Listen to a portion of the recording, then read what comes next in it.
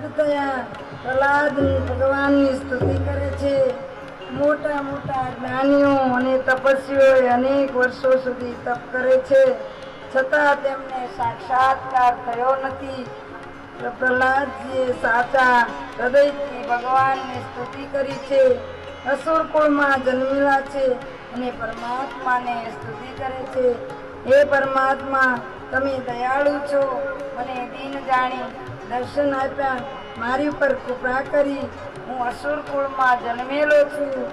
આવી આદ્ર ભાવે ભગવાનની સ્તુતિ કરી ભગવત સ્મરણ સેવા અને સ્મરણ પ્રેમથી કરો। ભગવાન સાથે પ્રેમ કરશો તો તમારા પર ભગવાન પણ પ્રસન્ન થશે। ભગવાનની સેવા કરવામાં ધન મુખ્ય નથી, પ્રેમ મુખ્ય છે। કેવળ પ્રભુને પ્રેમથી પામી શકાય છે। પ્રહલાદજી ભગવાનની ઉગ્રતા હતી પણ ધીરે ધીરે ઓછી થાય છે। પ્રભુ સ્તુતિ સ્વીકારે છે, પ્રેમમય થઈ જાય છે, આનંદ સ્વરૂપ બતાવે છે। પોતાની જીભ વડે પ્રહલાદનું શરીર ચાટે છે અને ભગવાન ભક્તની પર વાત્સલ્ય બતાવે છે। વાત્સલ્યના દર્શન થાય છે। ભયંકર રૂપ હતું, તેથી હું ડરતો હતો। એકમાત્ર સાંસારિક વાસનાઓ અત્યારે છે। હું તો 5 વર્ષનો બાળક છું। પ્રભુ, મારે કંઈ નથી જોતું, મને તમારું નામ સ્મરણ આપો। મારે 6 પત્નીઓ મને ચારે કોર ખેંચે છે, હવે મારે કંઈ નથી જોતું। આવી રીતે ભગવાનની આ 6 પત્ની એટલે 6 જાતના રાગ, દેશ, લોભ, વૈભવ, આ બધી મારે કંઈ માયા નથી। હું તો પ્રભુ 5 વર્ષનો બાળક છું। રમત ગમતમાં બાળપણ વિતાવે, મારે રમત ગમતમાં બાળપણ નથી વિતાવવું। પરમાત્મા, મારે ભોગ વિલાસ નથી જોતા। પ્રભુ, મારે તો તારું સાનિધ્ય જોઈ, મને તારા ચરણોમાં રાખ। આ ભગવાન આ પ્રમાણે ભગવાનની સ્તુતિ કરે છે।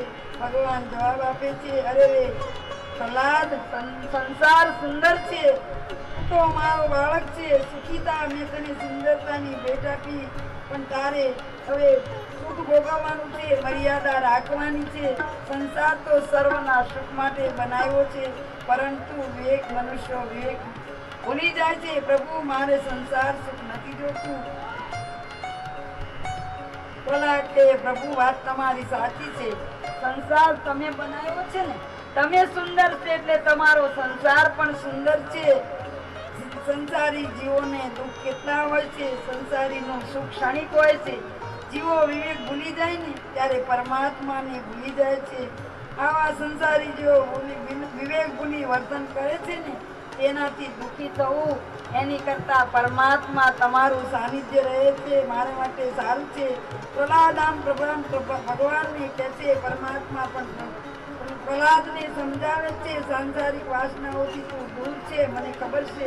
એ વાસ્તવ મેં 2 અમૃત મફત આપ્યા છે, તેમાં 2 આમ લેવાના નથી। હર કોઈ માણસ દાન વિના આપે તો અમૃત ખરીદી શકે। કથામૃત પહેલું અમૃત છે। વિશ્વ શાંત બનશે, વિશ્વની આકર્ષણ શક્તિ નષ્ટ છે।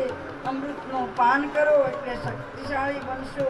પ્રભુ, આ 2 અમૃતો આપે અમને મફત આપ્યા છે ખરું, પરંતુ અમારું મન ચંચળ છે, ઇન્દ્રિય સુખ માટે ભટકે છે। ભગવાન કહે છે, તારું મન દૃઢ છે, સંસારીઓ કોઈ પણ વાસના ખેંચી શકે તેમ નથી।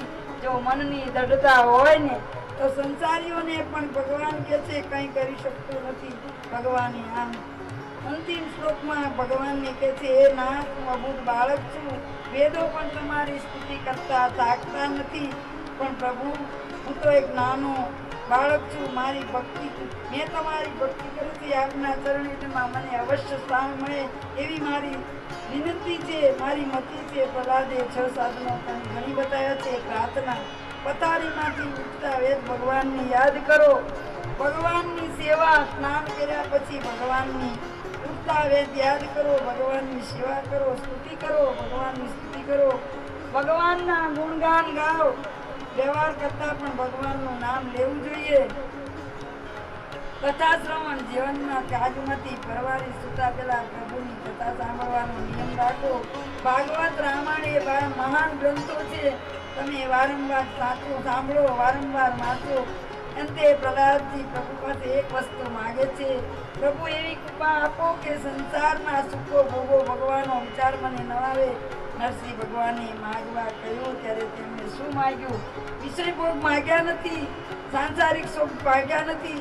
5 વર્ષના બાળકે માગ્યું તો યાદ કરશો, તમારું મન ચંચળ સ્થિર થશે, વિષય ભોગ તરફ અરુચિ આવે, પ્રભુ ચરણમાં પ્રીતિ થાય તો તમે માનજો કે અમે પ્રભુ તરફ વળી રહ્યા છીએ. પ્રભુ અમારો હાથ પકડવા તૈયાર છે. પ્રહલાદ પોતે જે માગ્યું તે પ્રભુએ આપ્યું. આથી ઈચ્છા તૃષ્ણાનો અભાવ ન માનશો. ભાવાત્મક માગવાનું. ભગવાનને કહું, પ્રહલાદ, તને વિશ્વ નહીં ખેંચી શકે.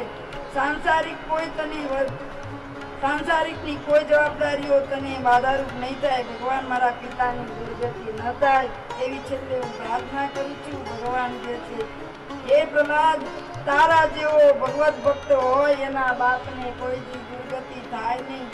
મેં તને મારા ખોળામાં લીધો છે. ભગવાન જેને ખોળામાં લે ને એને કોઈ જાતની ચિંતા ન હોય.